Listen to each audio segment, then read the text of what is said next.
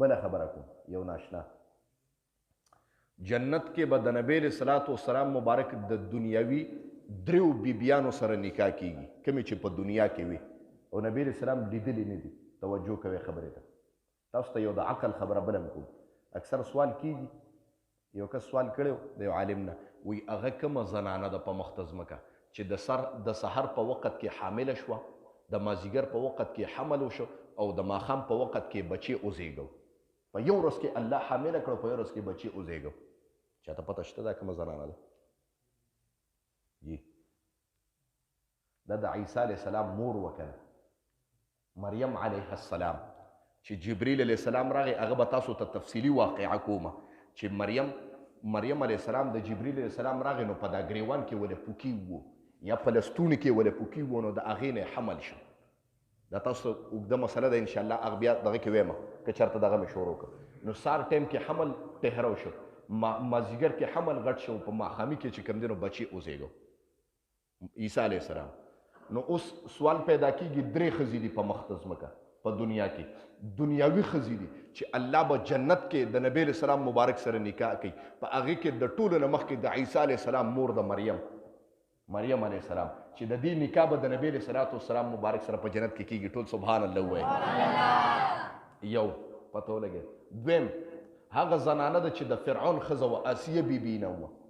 آسیه بیبي نامه وه د فرعون ښځه وه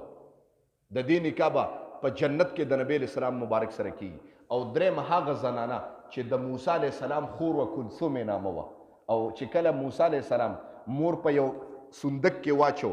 او ورته الله ووایي چې القې په دغه کې بحر سمندر کې واچوه نو صندوق کې موسی علیه السلام ماشوم دی بند که او نیر ته یې ورغورځو نو هغه نیر نه یوه چینه د فرعون کور ته ننوتې وه نو هغه صندوق د فرعون کور ته ننوته نو ماشوم بیا هغه اوږده تفصیلي واقعه ده هغه به ځان له کوم وایي چې کله فرعون دا موسی علیه السلام د خپل زوی په دغه باندې ونیو نو د پی نسکل اوږده واقعه ده نو یوه زنانه ورته دغه وکړه چې د ده د پیو دپاره زه تاسو ته یو زنانه ښیم چې هغه به پیس کړي هغه د موسی علیه السلام خور وه کلثوم نامې وه بیا خپلې مور له بوته نو فرعون دغه ته راغې د فرعون د کور نه الله خپلې مور ته واپس هم که او د هغې نه به ورته تنخوا هم میلاوېده ټول څوک سره سبحان الله دا خو د الله فیصلې دي خو دنیاوي ښځو په جنت کې به د نبی علیه السلام مبارک سره د دریو بیبیانو نکاح کېږي د دنیاوي د ټولو نه مخکې مریم علیه السلام چې د عیسی علیه السلام مور ده دویم نمبر آسیه بیبي چې د فرعون ښځه وه دریم نمبر د موسی علیه السلام د خور چې کلثوم نامه وه د دې دریو زنانو به د نبی علیه صلات وسلام مبارک سره په جنت کې نکاح کېږي ښه یو زنانه داسې ده چې د هغې نکاح الله په اسمان کې د نبی علیه السلام سره تړلې وه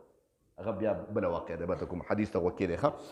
تنګېږئ خو نه تاسو که نه بعضې به تاسو ته علمي خبرې هم کوم انشاءالله چې ستاسو ذهن ته علمي خبرې هم راځي خوښ هم ده خوښ هم ده انشاءالله که نه اتق الله ویرېږه د الله نه حیث ما كنت کوم ځای کې چې ته